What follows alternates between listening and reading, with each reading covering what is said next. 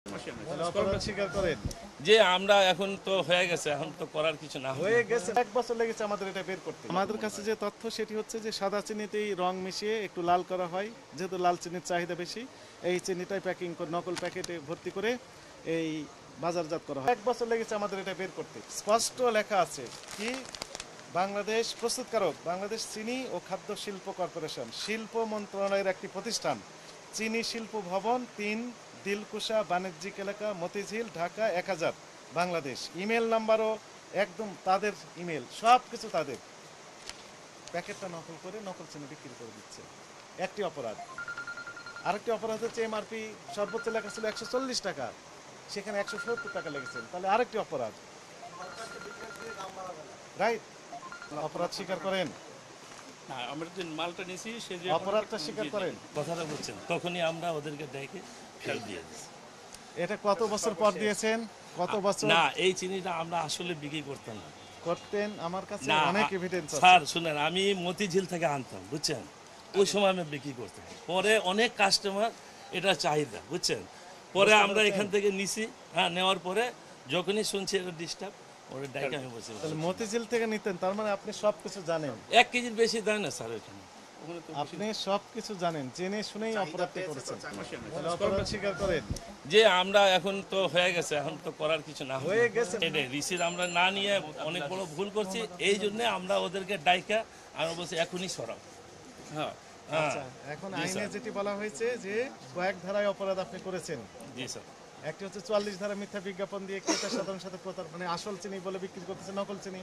তাহলে 50 ধারায় বলা হয়েছে আর কি অপরাধ, যে নকল চিনি বিক্রি করার অপরাধ।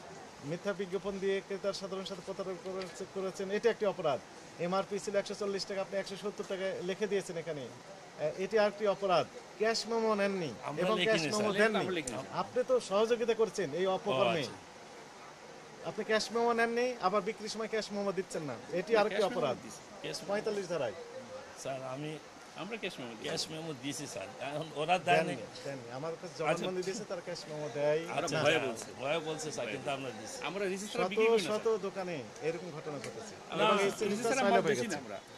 আপনাকে শুনেন, একটি শর্তে আমরা জরিমানাটা কমিয়ে দিব, যদি আপনি আমাদের সাথে এই এগ্রিমেন্ট দেন আমাদের কাছে, যে এই প্রতিষ্ঠানকে আপনি ধরিয়ে দিবেন, দিতে আমাদেরকে সহযোগিতা করবেন। অবশ্যই, অবশ্যই। যারা প্রস্তুত করছেন, প্যাকিং করছেন, তাদেরকে যদি আমাদেরকে ধরিয়ে দিতে সহযোগিতা করেন, সেক্ষেত্রে আমরা আপনার জরিমানাটা একটু কম করে দিতে পারি। জি স্যার, ধরাই দিব, লিখিত দিতে হবে। হ্যাঁ, দিয়ে দিব। আপনি লেখা শুরু করেন আপনার প্যাডে। ঠিক আছে, আমরা বলি সেটি হচ্ছে যে এই বাংলাদেশ চিনি ও খাদ্য শিল্প কর্পোরেশনের পক্ষ থেকে আমাদের মহাপরিচালক মহোদয় বরাবর বেশ কয়েকবার চিঠি দেওয়া হয়েছে। চিঠিতে উল্লেখ করা হয়েছে যে তাদের চিনি প্যাকেট, যেমন এই যে প্যাকেটটা সেম প্যাকেট, এইরকমই প্যাকেট বাংলাদেশ চিনি ও শিল্প কর্পোরেশনের, এই প্যাকেটটা নকল করে কিছু অসাধু ব্যবসায়ী বাজারে এই চিনি, লাল চিনি ছেড়ে দিয়েছে এবং এমআরপি ছিল হচ্ছে 140 টাকা সরকার নির্ধারণ করা, কিন্তু এই চিনির প্যাকেটে এমআরপি লেখা আছে 170 টাকা, 30 টাকা করে বেশি নিচ্ছে। এবং এই লাল চিনির একটা আলাদা চাহিদা রয়েছে, সাদা চিনির চেয়ে লাল চিনি একটু গুণগত মান ভালো, এটি সবাই বিশ্বাস করেন, এই কারণে লাল চিনি সবাই কিনতে চান। আর এই সুযোগটাই মূলত ইনারা কাজে লাগিয়েছেন, একদম জেনে শুনে, এটি অজানা নয়। কারণ ইনার কথা থেকে আমরা বুঝলাম যে ইনি আগে চিনি শিল্প কর্পোরেশন থেকে চিনি কিনতেন, কিনে বিক্রি করতেন, কিন্তু সেখানে লাভের পরিমাণ ছিল কম। কিন্তু এই নকল চিনি বিক্রি করার ফলে তার লাভের পরিমাণটা অনেক বেশি হচ্ছে, যেহেতু নকল, ফলে তারা অনেক দামে, বেশি দামে বিক্রি করতে পারছে। এই সুযোগটা কাজে লাগিয়ে ইনার আরেকটা অপরাধ, সেটি হচ্ছে যিনি ইনার কাছে সরবরাহ দিয়েছেন তার কোনো পাকা ক্যাশ মেমো এনাকে দেননি বা ইনি নেননি। আবার এই প্রতিষ্ঠান যাদের কাছে সাপ্লাই দিচ্ছেন, যেসব খুচরা ব্যবসায়ীর কাছে, তাদের কাছেও এনারা কোনো পাকা ক্যাশ মেমো দিচ্ছেন না। এটি অনেক দিন যাবত আমরা অনুসন্ধান করছি, অবশেষে একজনকে আমরা ধরলাম, যিনি অনেক বছর যাবত এই ব্যবসাটা করে যাচ্ছেন। যেখানে যেমনটি পাচ্ছেন সেখানে ওনারা এই সাপ্লাইগুলো দিয়ে দিচ্ছেন।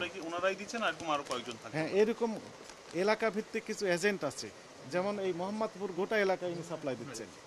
টাউন হল মার্কেটে যাবেন, দেখবে এই চিনি পাওয়া যাচ্ছে, কিন্তু ঠিকানা বলতে চান না, খালি বলেন যে দেওয়া যায়, কে দেওয়া যায় এই তথ্য ওনারা জানাতে চান না। তাদেরকে আমরা নমিনাল একটা জরিমানা করে বলি যে তথ্য দিবেন, কিন্তু তারা তথ্য অ্যাকচুয়ালি আমাদেরকে দেয় না। কিন্তু অবশেষে একজন ভদ্রলোক, যিনি আসলে ভদ্রলোক, এক কথাই বলে দিয়েছেন যে এই ইনার কাছ থেকে নিয়েছেন, বস্তাকে বস্তা উনি সাপ্লাই দেন। স্যার কিছুদিন আগেও তো তার দোকানে অভিযান পরিচালনা করা হয়েছিল, তার প্রেক্ষিতেও তো এখন পর্যন্ত সংশোধন হয়নি। না, সেটা এই চিনি বিষয়ে অভিযান ছিল না, সেটা অন্য ইস্যুতে ছিল। চিনি যে নকল চিনি উনি সাপ্লাই দেন সেটি আমাদের নলেজের বাইরে ছিল। অবশেষে এটি উনি আজকে সত্য কথাও বললেন যে যার কাছে কিনেন উনিও এই ক্যাশ মেমো দেন না, ইনিও ক্যাশ মেমো দেন না, নকল চিনি উনি জেনে শুনেই বিক্রি করেন। আমাদের কাছে যে তথ্য সেটি হচ্ছে যে সাদা চিনিতেই রং মিশিয়ে একটু লাল করা হয়, যেহেতু লাল চিনির চাহিদা বেশি, এই চিনিটাই প্যাকিং করে নকল প্যাকেটে ভর্তি করে এই বাজারজাত করা হয়। জিজ্ঞেস করলাম প্যাকেট কোথায় পেয়েছেন, প্যাকেট পেয়েছেন কোথায়, চকবাজার থেকে কিনে নিয়ে আসছেন। তার কাছে অ্যাড্রেস নিয়ে চকবাজারে অভিযান করলাম। ওখানে যাওয়ার পর দেখলাম যে সত্যি একটা দোকানে শুধু নকল প্যাকেট বিক্রি করা হয়। ওর কাজ হচ্ছে নকল প্যাকেট। আপনি পৃথিবীর যে কোনো প্রোডাক্টের নকল প্যাকেট তার কাছে পাওয়া যায়।